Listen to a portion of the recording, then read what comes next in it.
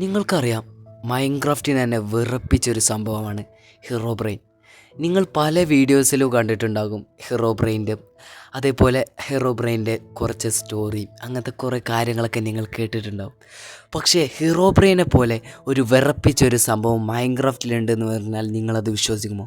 എന്നാൽ നമുക്ക് നമ്മളെ വീഡിയോയിലോട്ട് പോകാം. എല്ലാവർക്കും MSLൻ്റെ പുതിയ വീഡിയോയിലേക്ക് സ്വാഗതം.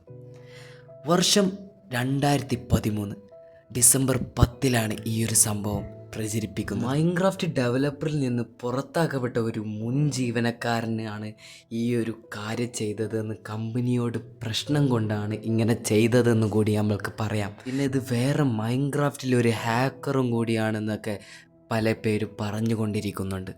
ശരിക്കും ഇതിൻ്റെ യഥാർത്ഥം എന്താ വെച്ച് പറഞ്ഞാൽ, ഒരു യൂസർ വഴിയാണ് ഈ കഥ പ്രചരിച്ചത്.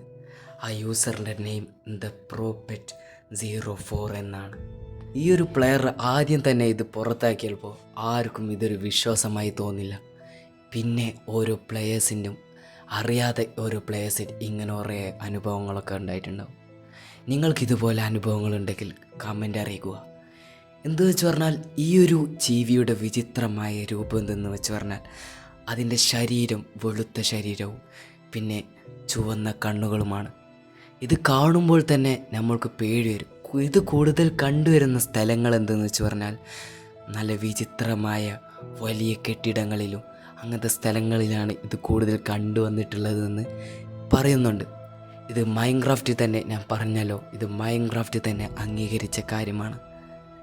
ഇതിനെക്കുറിച്ച് നിങ്ങൾ ഇപ്പോൾ കുറേ പേര് അറിയാത്തവരുണ്ടാവും. അറിയാത്തവർക്ക് വേണ്ടിയാണ് ഞാൻ ഈ ഒരു കഥ പറഞ്ഞു തരുന്നത്. ഈ പറഞ്ഞു വന്നത് വേറെ ആരെയും കുറിച്ചല്ല, the one and only entity 303 എന്ന് പറഞ്ഞൊരു വിചിത്രമായൊരു രൂപത്തെക്കുറിച്ചാണ്.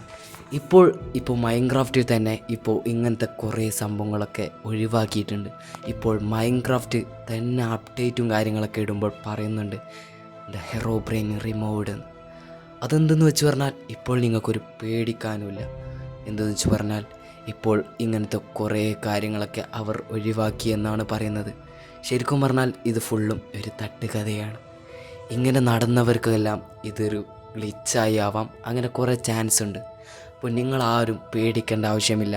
നിങ്ങൾക്ക് അടിപൊളിയായിട്ട് നിങ്ങളെ മൈൻക്രാഫ്റ്റും നിങ്ങളെ ഫ്രണ്ട്സായിട്ട് കളിക്കാവുന്നതാണ്. അപ്പോൾ ഫ്രണ്ട്സ്, നിങ്ങൾക്ക് ഈ ഒരു സ്റ്റോറി ഇഷ്ടപ്പെട്ടു എന്ന് വിചാരിക്കുന്നു. ഇഷ്ടപ്പെട്ടാൽ നിങ്ങൾ എൻ്റെ ചാനൽ സബ്സ്ക്രൈബ് ചെയ്യുക. ഇതുപോലത്തെ അടിപൊളി വീഡിയോസായിട്ട് നമുക്ക് വീണ്ടും വരാം. എല്ലാവർക്കും താങ്ക്സ് ഫോർ വാച്ചിങ്. ബൈ.